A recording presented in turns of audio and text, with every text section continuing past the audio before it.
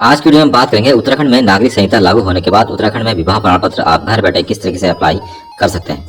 समान नागरिक संहिता लागू होने के बाद यदि आप भी चाहते हैं कि उत्तराखंड में विवाह पंजीकरण को आप घर बैठे करें तो उसके लिए आपको समान नागरिक संहिता अर्थात यूसीसी की वेबसाइट पर आना होगा, जिसका लिंक आपको हमारे वीडियो के डिस्क्रिप्शन में मिल जाएगा। यहाँ पे आपको 3 ऑप्शन मिलेंगे, नागरिक, सीएससी और अधिकारी। तो नागरिक वाले ऑप्शन में आपके पास यूसीसी लॉगिन आईडी होनी चाहिए। यदि आपके पास नहीं है तो आपको पेज को नीचे स्क्रॉल करना होगा और यहाँ पे आपको एक ऑप्शन दिखाई देगा, आपका कोई खाता नहीं है, यहाँ करें रजिस्ट्रेशन। इस पर आपको क्लिक करना होगा और क्लिक करने के साथ ही आपके सामने कुछ इस तरीके से ऑप्शन आ जाएंगे, ऑनलाइन हेतु पंजीकरण करें और साइन अप करें। तो साइन अप वाले ऑप्शन में आप क्लिक कर देंगे। उसके बाद यहाँ पर आपको आधार संख्या या वर्चुअल आईडी, तो आधार संख्या यहाँ मेंशन करेंगे, टर्म्स एंड कंडीशन को एक्सेप्ट करेंगे और ये जो कैप्चा कोड है उसको फिल करने के बाद ओटीपी भेजे वाले ऑप्शन में क्लिक करेंगे। आधार से आपका डाटा फैच किया जाएगा। उसके बाद आपका यूआरसी नंबर या जो आईडी है वो आपको आपके मैसेज पर, मोबाइल के मैसेज पर भेज दिया जाएगा। उसके बाद आप यहाँ पर लॉगिन कर पाएंगे। उसके बाद आपको यूसीसी लॉगिन आईडी जो ठीक इसी तरीके से आपको यहाँ पे मेंशन करना होगा और उसके बाद जो आप पासवर्ड आप क्रिएट करेंगे, पासवर्ड को मेंशन करने के बाद कैप्चा कोड फिल करके आप लॉगिन कर पाएंगे। लॉगिन करने के बाद आपके सामने विवाह का पंजीकरण का एक ऑप्शन आएगा, विवाह विच्छेद का एक ऑप्शन आएगा और इसके अलावा लिव इन रिलेशनशिप का भी पंजीकरण आप यहाँ से करवा सकते हैं। तो विवाह पंजीकरण के लिए आपको यहाँ पर आवेदन करना होगा। ध्यान रखेंगे यदि किसी पर्सन का जो विवाह है 27 मार्च 2010 के बाद हुआ है तो अनिवार्य रूप से आपको 6 महीने के अंदर विवाह पंजीकरण करवाना होगा, अदरवाइज आपको फाइन भी भरना पड़ सकता है। इसके बाद आपको यहाँ पर आवेदन करने वाले ऑप्शन मिलेगा, इस पर आपको क्लिक करना होगा। यहाँ पे आपको दिखाई देगा मानक सेवा, जिसमें 15 दिन का समय लगेगा, 250 रुपये चार्ज है। यदि आपको तत्काल सेवा का लाभ लेना है तो आपको 2500 रुपये यहाँ पे फीस पेमेंट करना होगा। और मानक सेवा वाले ऑप्शन पे क्लिक करके आप आगे बड़े ऑप्शन पे टैप करेंगे तो आपके सामने कुछ इस तरीके से ऑप्शन आ जाएगा। पंजीकरण विवरण के अंतर्गत आपसे पूछा जाएगा क्या शादी में पंजीकृत होने के लिए कई पति पत्नी हैं, तो जिसकी एक से अधिक पति या एक से अधिक पत्नियां हैं तो उस कंडीशन में यहाँ पे हाँ होगा। नॉर्मली एक ही पति पत्नी का जोड़ा है तो यहाँ पे नहीं, आपको फिल करना होगा। क्या ज्ञापन संयुक्त रूप से दिया जा रहा है या अकेले दिया जा रहा है, तो आप यहाँ पे संयुक्त रूप से मेंशन कर सकते हैं। यदि अकेले दिया जा रहा है तो उसके लिए आपको अलग से जानकारी यहाँ पे सिंगल भी कर सकते हैं। शादी की तारीख आपको मेंशन करनी होगी। विवाह में कौन सा पक्ष उत्तराखंड का निवासी है, यदि दोनों पक्ष उत्तराखंड के हैं तो दोनों सेलेक्ट करेंगे, कोई एक पक्ष है तो एक सिलेक्ट करेंगे। उसके बाद पत्नी निवास की किस स्थिति या किस श्रेणी में आता है, यहाँ पे यदि राज्य सरकार द्वारा स्थायी निवास प्रमाण पत्र है तो पहला ऑप्शन आप चूज करेंगे, या फिर स्थायी कर्मचारी है लेकिन स्थायी निवास नहीं है तो आप सेकंड ऑप्शन। उसके हिसाब से आप केंद्र सरकार या राज्य सरकार जो भी आपका निवास प्रमाण पत्र है अपनी पत्नी का, उसके हिसाब से आप यहाँ पे सेलेक्ट कर सकते हैं। नॉर्मली कंडीशन में पहला नंबर आपको सेलेक्ट करना है और उसके बाद स्थायी निवास प्रमाण पत्र चुनना है। तो यहाँ पे आपके सामने 2 ऑप्शन आएंगे, निवास के लिए अधिवास और स्थायी निवास। तो उस कंडीशन में स्थायी निवास प्रमाण पत्र यदि आपके पास है तो स्थायी निवासी प्रमाण पत्र आप यहाँ चूज कर सकते हैं। उसके बाद आपको यहाँ अपलोड परमानेंट रेजिडेंस अर्थात स्थायी निवास प्रमाण पत्र अपलोड करना होगा। यहाँ पे पत्नी का निवास प्रमाण पत्र आपको अपलोड करना होगा। ध्यान रखेंगे पत्नी की जगह पत्नी का स्थायी निवास अपलोड करना है और पति की जगह पति का है। तो उसके बाद आपसे पति की जानकारी मांगा जाएगा और इस संबंध में पति के निवास की आपको देना होगा जानकारी। तो इस संबंध में आप पहला ऑप्शन चूज कर सकते हैं कि सरकार द्वारा जारी अधिसूचना के तहत स्थायी निवासी प्रमाण पत्र, इस ऑप्शन को आप चूज कर सकते हैं। उसके बाद स्थायी निवासी का प्रमाण पत्र आपको चुनना होगा। 2 ऑप्शन आपके सामने आएंगे, यहाँ पे भी स्थायी निवास प्रमाण पत्र है तो स्थायी निवास प्रमाण पत्र आपको चूज करना होगा और ये मैंडेटरी है, जिसके सामने भी स्टार लगा हुआ है तो वो आपको ये अपलोड करने ही होंगे। उसके बाद स्थायी निवास प्रमाण पत्र यहाँ पे पति का अपलोड होगा, जिसको आप ड्रैग एंड ड्रॉप की सहायता से या फिर पीडीएफ फाइल को यहाँ अपलोड कर सकते हैं। उसके बाद यहाँ पे आपको सहजे का ऑप्शन मिल जाएगा, इस पर भी आप क्लिक कर सकते हैं। उसके बाद आपको उपपंजीयक का अधिकार क्षेत्र चूज करना होगा। उपपंजीयक का अधिकार क्षेत्र चुनने के लिए यहाँ पे जैसे आप टैप करेंगे तो आपके सामने 3 ऑप्शन यहाँ पे दिखाई देंगे। तीनों ऑप्शनों को आपको ध्यान से देखना है। पहला ऑप्शन है उत्तराखंड के भीतर विवाह के स्थान पर अधिकार क्षेत्र रखने वाले उपपंजीयक। मान लीजिए कि आप जहाँ पे रहते हैं और आपकी शादी किसी दूसरे डिस्ट्रिक्ट में हुई है, मान लीजिए आप नैनीताल रहते हैं और अल्मोड़ा में शादी हुई है और पति पत्नी दोनों का जो निवास स्थान है नैनीताल है लेकिन शादी जो है अल्मोड़ा में की है, तो उस कंडीशन में पहला वाला ऑप्शन चूज करना होगा। उत्तराखंड के भीतर विवाह के स्थान पर अर्थात विवाह जहां पर होता है वहां पर भी आप पंजीकरण करवा सकते हैं, वहां के लिए भी आप आवेदन कर सकते हैं। उस कंडीशन में पहला ऑप्शन आपको चूज करना होगा। दूसरा है उत्तराखंड के भीतर स्थायी पते के स्थान पर अधिकार क्षेत्र रखने वाले उपपंजीयक, अर्थात जहां का आपका स्थायी पता है उसी तहसील के जो रजिस्ट्रार है उपपंजीयक है उस क्षेत्र को चुनना चाहते हैं जो आपके स्थायी पते में जो एड्रेस है, तो आपको सेकंड ऑप्शन चूज करना होगा। जैसे ही आप सेकंड ऑप्शन में चूज करेंगे तो आपके सामने एक ऑप्शन आ रहेगा, उत्तराखंड के भीतर अधिकार क्षेत्र को निर्दिष्ट करें। तो यहाँ पे आप देखेंगे कि आप किसके द्वारा पंजीकरण के लिए आवेदन करना चाहते हैं, तो पत्नी के स्थायी पते के अधिकार क्षेत्र वाले उपपंजीयक या पति के, तो जिसका भी आप चाहते हैं कि जिसके स्थायी पते के आधार पर अधिकार क्षेत्र यहाँ पे डिसाइड हो तो यहाँ पे आप उसको चूज कर सकते हैं। तो यहाँ पे हम पते के रूप में जो है पति के चूज कर रहे हैं। उसके बाद आपको अगला ऑप्शन आएगा, इस पर आपको क्लिक करना होगा। उसके बाद आपको पत्नी का विवरण फिल करना होगा। यहाँ पे आधार वाले ऑप्शन में आपको चेकबॉक्स लगाना होगा और पत्नी का जो आधार संख्या है यहाँ पे फिल करना होगा और कैप्चा कोड फिल करके ओटीपी वाले ऑप्शन पे क्लिक करना होगा। ओटीपी वेरिफिकेशन होगा। पत्नी का नाम आपको मेंशन करना होगा, जन्म तिथि, आयु, लिंग, आधार के अनुसार पत्नी का पूरा पता आपको यहाँ मेंशन करना होगा। राष्ट्रीयता आपको मेंशन करना होगा, धर्म, श्रेणी जो भी आपकी जनरल है या ओबीसी है ये आपको मेंशन करना होगा। आयु प्रमाण के लिए एक दस्तावेज आपको यहाँ पे चुनना होगा। तो जो भी आप दस्तावेज इसमें यहाँ से चुनते हैं, ऑप्शन है आपके पास जन्म प्रमाण पत्र लगा सकते हैं, पत्नी का कक्षा 10वीं की मार्कशीट या फिर पैन कार्ड, 3 ऑप्शन है। तो तीनों में से जो भी आपके पास है उसको यहाँ पे आप मेंशन करेंगे और उसके अनुसार आपको यहाँ पे उम्र का प्रमाण पत्र भी अपलोड करना होगा। संरक्षक का प्रकार आपको चुनना होगा, जिसमें माता पिता आप चुन सकते हैं। पत्नी का मोबाइल नंबर देना मैंडेटरी है। पत्नी का वैकल्पिक मोबाइल नंबर आप दे सकते हैं, अदरवाइज छोड़ भी सकते हैं। ईमेल आईडी है तो दे सकते हैं। पत्नी के माता पिता का विवरण भी आपको यहाँ पे मेंशन करना होगा, पिता का विवरण मेंशन करना होगा। माता पिता का मोबाइल नंबर भी आपसे मांगा जाएगा। ईमेल आईडी है तो उसको भी आप मेंशन कर सकते हैं। पत्नी के माता पिता का पता, राज्य सहित, जिला सहित, तहसील, पिन कोड, ये सारी जानकारी आपको फिल करनी होगी। स्थल चिन्ह में पत्नी के आसपास का जो जहाँ पे उनका आवास है उसके आसपास का जो आवास है, मॉल है, उसके बारे में आप जानकारी दे सकते हैं। और इसके अलावा पत्नी के माता पिता में से कोई उत्तराखंड का निवासी है तो यहाँ पे आप हाँ लिख सकते हैं अगर है तो। और यहाँ पे आपसे पूछा जाएगा यूसीसी 2024 के तहत विवाह पंजीकरण पावती संख्या। यदि आपके पास है पहले से पंजीकरण तो आप यहाँ मेंशन कर सकते हैं, अदरवाइज इसको छोड़ सकते हैं क्योंकि स्टार नहीं लगा है। पत्नी के वर्तमान पता का जानकारी आप यहाँ दे सकते हैं और ये देना मैंडेटरी है।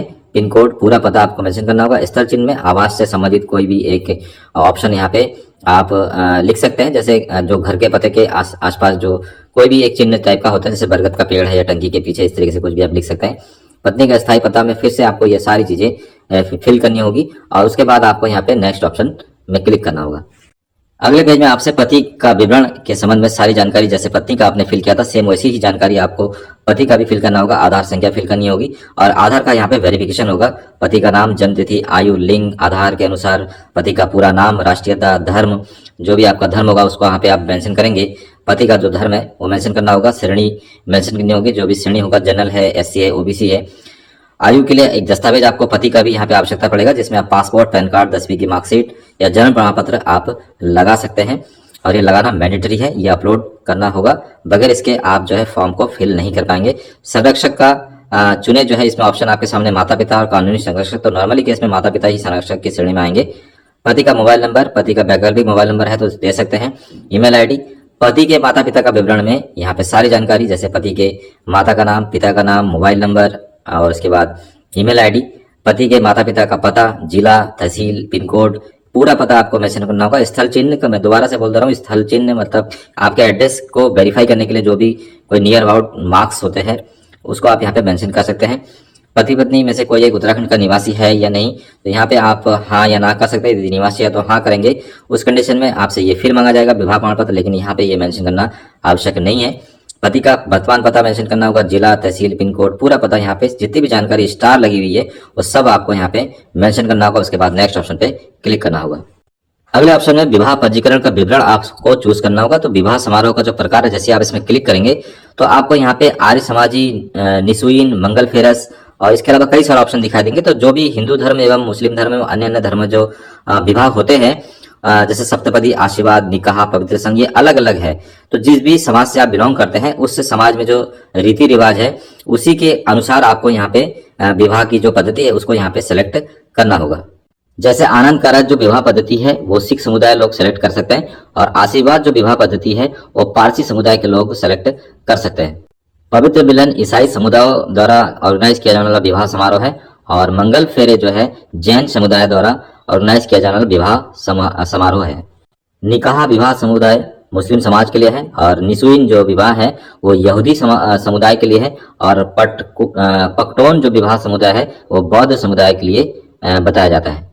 इसके अलावा सप्तपदी जो विवाह पद्धति है वो हिंदू समुदाय द्वारा अपनाया जाने वाला विवाह पद्धति है, तो हिंदू समुदाय के लोग सप्तपदी चूज कर सकते हैं।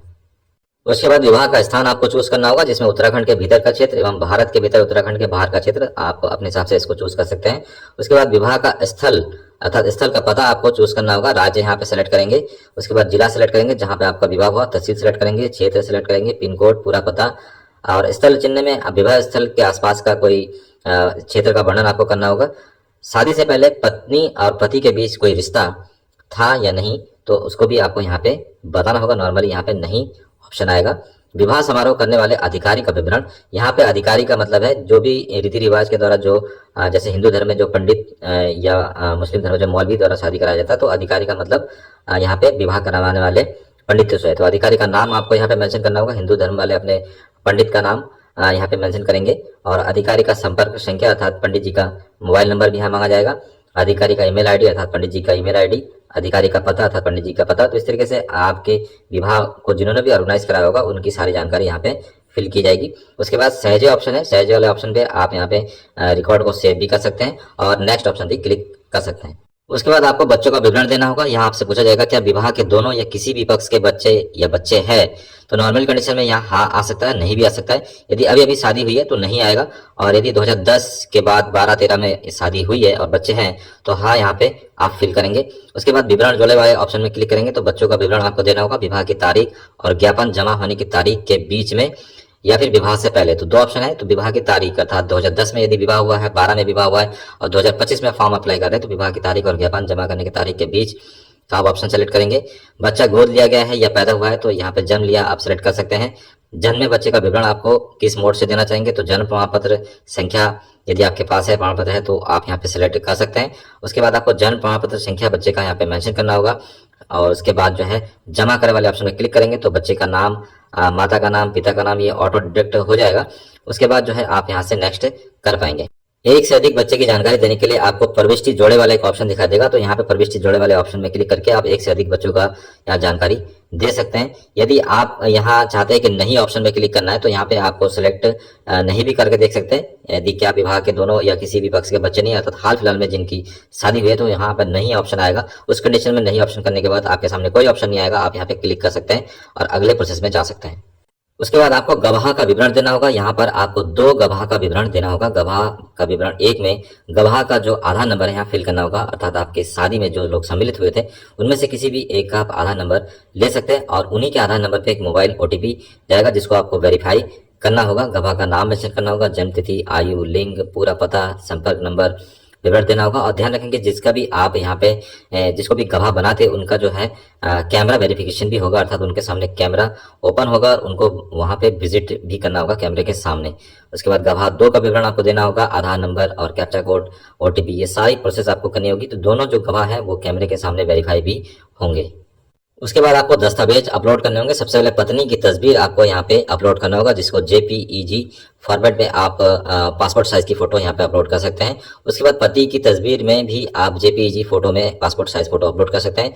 उसके बाद विवाह आमंत्रण पत्र अर्थात निमंत्रण पत्र भी यहाँ पे अपलोड करना होगा, लेकिन मैंडेटरी नहीं है, लेकिन कोशिश करेंगे तो आपको ये बनाना पड़ सकता है क्योंकि इसके बगैर फॉर्म कैंसिल भी हो सकता है। उसके बाद अगला प्रोसेस, अगला ऑप्शन है, इस पे आपको क्लिक करना होगा, या फिर सहजे वाले ऑप्शन पे भी आप क्लिक कर सकते हैं।